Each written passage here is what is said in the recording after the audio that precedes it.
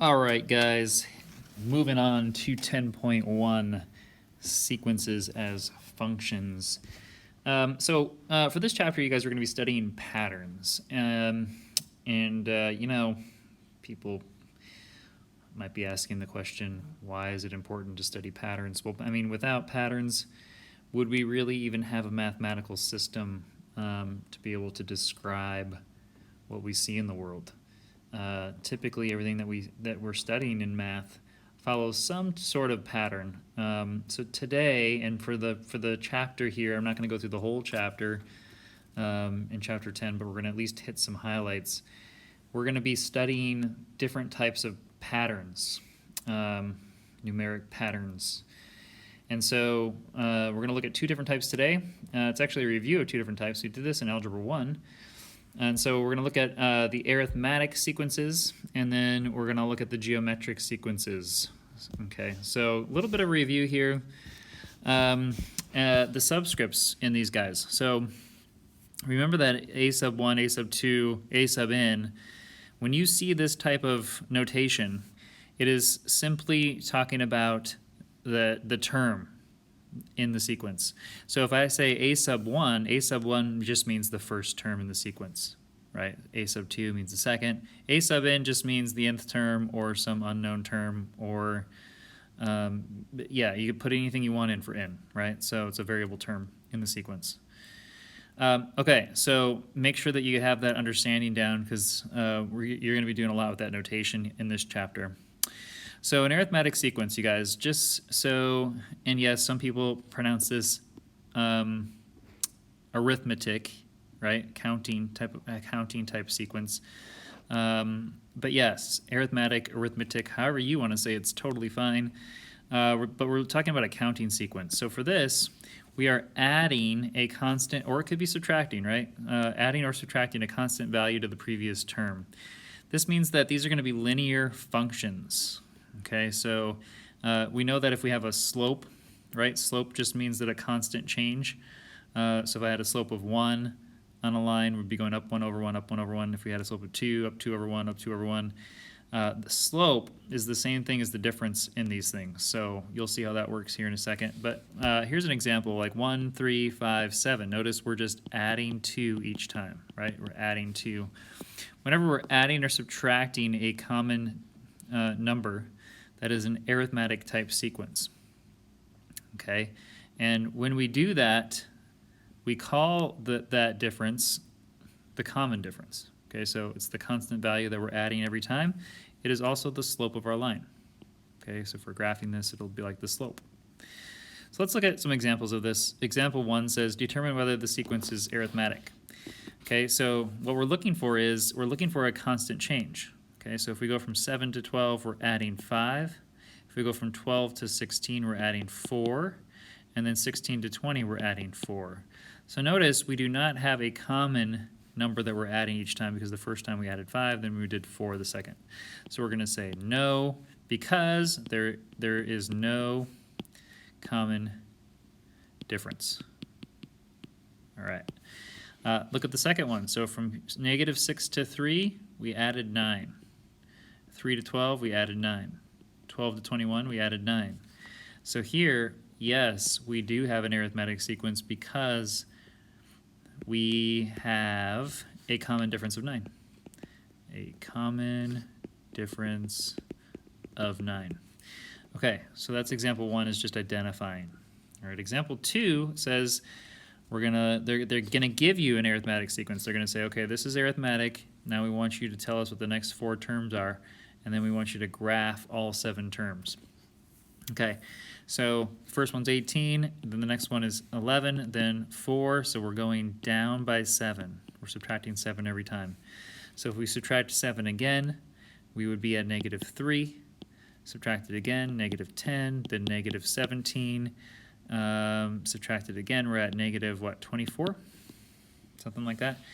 Okay, so when you're graphing these, the x-axis here is the term that we're on. So if I say we're on the first term, and I probably should mention that we're not going to graph a 0th term, if that makes sense. So we're going to start with the first term. So first term is 18. So at 1, we're going to put a dot at 18. Then the next one at 2, we have 11, somewhere in here. Then at 3, we have 4, somewhere in there. And then at our 4th term is going to be -3. And then our 5th term is -10. And then our 6th term, -17. You get the point. And the 7th term is -24, somewhere like this. So we have this line with a slope that's going down. Sorry, terrible graph there. Looks like this, right? Where our slope is a -7. We're going down 7 over 1. Down 7 over 1. Obviously, this is not scaled correctly, right? Because I'm going by 5s here and 1s here. So the scaling's off. But yeah, no matter what, you're still going to have a negative slope going down 7 over 1. If the scaling was correct, this would just be a much steeper line, right? So anyway, that's what's going on with example 2. Example 3 says Geraldo's employer offers him a pay rate of $9 per hour with a 15-cent raise every 3 months. How much will his pay be per hour after 3 years? Okay, so if we think about this, I mean, day 1, he's making $9 an hour, right? Then we have, if 3 months go by, after 3 months, he's making $9.15. Then 3 more months go by and he's making $9.30. So notice we have a common difference of 15 cents between all of these, right? Okay, so we need to figure out how many of these raises did he get over the time period. Well, and if you think about that, we're going to start with 9, and then we're going to add our x value to that. And the x value is how many 3-month periods we have, right? So 9 plus 0.15 times x, where x in this case, x would be is the number of 3-month periods. Okay, so how many 3-month periods do we have in 3 years? Well, if you think about it, there's 12 months in a year, so we get 4 of these things per year, right? So since there's 3 years, we're going to multiply that by 3, so there's 12 of them, okay? So to figure this out, I'm just going to plug that 12 in for x, right? I have 12 pay periods where I have to multiply out that 15 cents. So when I do this, I'll have 9 plus 0.15 times 12. And then if you take your trusty calculator and you multiply 12 times 0.15, you get 180. So this is 9 plus 180, which is equal to 1080. So after 3 years, he's making 1080 per hour. And again, you can think about this as a pattern where the common difference is 15 cents every 3 months. Okay, so the first 3 examples are all based on arithmetic sequences. The next half of this is all about geometric. So geometric sequences, if you remember from Algebra 1, are about having a multiplier. So we're multiplying every single time by a non-zero constant. Okay, so you can think about this, like say we start with, start with 3. Okay, and if, let's say our constant that we're multiplying by is 3, so if we start with 3, 3 times 3 gives us 9, times 3 gives us 27, et cetera, right? So we would be multiplying by 3 every time, and whenever that happens, that's geometric. And when you go to graph this, it becomes exponential, right? Because you have 3, then 9, then 27. The multiplier is going to make it go exponentially greater. So we're going to have that curve. Okay, in this case, we're looking at a common ratio. The common ratio is the constant value being multiplied in a geometric sequence. Okay, so is it being divided or multiplied by a constant number? If it is, we call it a common ratio now, not a common difference. Okay, because difference would suggest subtraction or addition. Ratio is looking at multiplication / division. All right, so here, determine whether these are geometric. Okay, so what did you do to -8 to get 2? You'd have to divide by -4, right? -8 divided by -4 is 2. Okay, so then if you take 2 and divide it by -4, you would get the -0.5. So we're dividing by -4 again, right? If you divide by -4 again, you would get the 0.125 positive. So it's alternating positive, negative, positive, negative, right? So we're dividing by a negative. So in this case, for example 4, you would say yes, because we have a common ratio of -4, right? Then for the next one, what do we do to 1 to get 3? We multiply by 3, okay? Don't try to add here, okay? If you try to add, you're looking at arithmetic sequences, so just be careful. Here, we're going to add 4, right? So we're not adding, though. We'd have to multiply. So 3 times what gives you 7? It's not going to be 3 because 3 times 3 is 9. So we already know this is no because there's no common ratio, okay? It would be like a +2, +4, plus 7 and 15, plus 8. And there is a pattern there, it's just not geometric. Okay. Example 5. Find the next two terms of this guy. Okay, so I'm guessing that these are going to be geometric. So 7 times 3 gives us 21. 21 times 3 gives us 63. And so what I would do is I would have my calculator open because these numbers get pretty big. Take 63 on your calculator and multiply it by 3 to get your next term. And I get 189. And then I'm just going to hit times 3 equals, and I get 567 times 3 equals 1701. But I guess we're only looking for the next two terms, not 4, so my bad. Just this guy and this guy. Okay, then they want us to graph it. So on 1, we're at 7, somewhere down in here. At 2, we're at 21, somewhere in here. At 3, we're at 63, somewhere down in there. And then at 4, we're at 189, which is up here. And then at 5, we're at 567, which is up here. Okay. If you look at the coronavirus cases in the United States, they start out, like if you graphed those numbers, it would look a lot like this, exponential. And we're realizing now that it's not quite as exponential as it was in the very beginning with the first few data points. But anyway, beside the point.